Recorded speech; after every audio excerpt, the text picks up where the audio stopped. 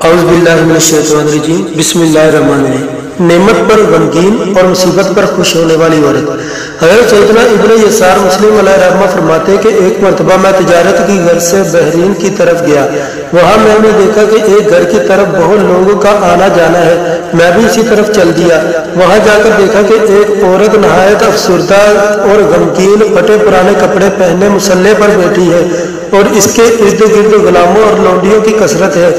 اس کے کئی بیٹے اور بیٹیاں ہیں۔ تجارت کا بہت سارا ساز و سامان اس کی ملکیت میں ہے۔ خریداروں کا ہجوم لگا ہوا ہے۔ وہ عورت ہر طرح کی نعمتوں کے باوجود نہایت ہی غمگین تھی، نہ کسی سے بات کرتی نہ ہی ہنستی۔ میں وہاں سے واپس لوٹ آیا اور اپنے کاموں سے فارغ ہونے کے بعد دوبارہ اسی گھر کی طرف چل دیا۔ وہاں جا کر میں نے اس عورت کو سلام کیا۔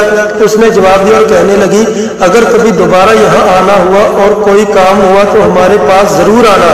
پھر میں واپس اپنے شہر چلا آیا۔ کچھ عرصہ بعد مجھے دوبارہ کسی کام کے لیے اسی عورت کے شہر جانا پڑا۔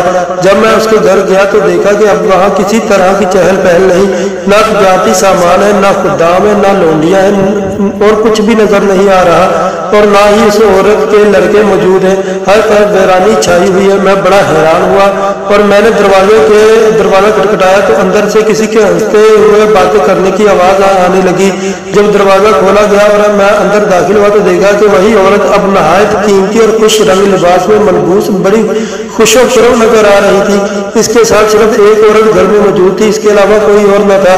مجھے بڑا تعجب ہوا اور میں نے اس عورت سے پوچھا، جب میں پچھلی مرتبہ تمہارے پاس آیا تھا تم کثیر نعمتوں کے باوجود بھی غمگین اور نہایت افسردہ تھی، لیکن اب خادموں، لونڈی اور دولت کی عدم موجودگی میں بہت خوش اور مطمئن نظر آ رہی ہو، اس میں کیا راز ہے؟ تو وہ عورت کہنے لگی، تم تعجب نہ کرو، بات دراصل یہ ہے کہ جب پچھلی مرتبہ تم مجھ سے ملے تو میرے پاس دنیاوی نعمتوں کی بہتات تھی، میرے پاس مال و دولت اور اولاد کی کثرت تھی۔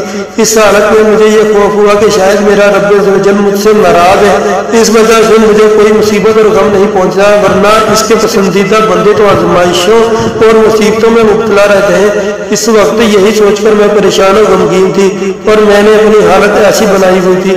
اس کے بعد میرے مال اور اولاد پر مسلسل مصیبتیں ٹوٹتی رہی، میرا سارا اثاثہ ضائع ہو گیا، میرے تمام بیٹے اور بیٹیوں کا انتقال ہو گیا، خدام لونڈیاں سب جاتی رہی اور میرے تمام دنیاوی نعمتیں مجھ سے چھن گئی۔ اب میں بہت خوش ہوں کہ میرا رب عزوجل مجھ سے خوش ہے۔ اسی وجہ سے تو نے مجھے آزمائش میں مبتلا کیا ہے، بس میں اس حالت میں اپنے آپ کو بہت خوش نصیب سمجھ رہی ہوں، اس لیے میں نے اچھا لباس پہنا ہوا ہے۔ حضرت سیدنا یسار مسلم علیہ رحمہ فرماتے ہیں کہ اس کے بعد میں وہاں سے چلا آیا اور میں نے حضرت سیدنا عبداللہ بن عمر رضی اللہ تعالیٰ عنہ کو اس عورت کے متعلق بتایا تو وہ فرمانے لگے، اس عورت کا حال تو حضرت سیدنا ایوب علیہ السلام کی طرح ہے، اور میرا تو یہ حال ہے کہ ایک مرتبہ میری چادر پھٹ گئی، میں نے اسے ٹھیک کروایا لیکن وہ میری مرضی کے مطابق ٹھیک نہ ہوئی، تو مجھے اس بات کا کافی دن تک غم رہا۔ اللہ تعالیٰ کی ان پر رحمت اور ان کے صدقے میں ہماری مغفرت ہو، آمین بجاہ النبی الامین، صدق اللہ العظیم و صدق رسول اللہ الکریم۔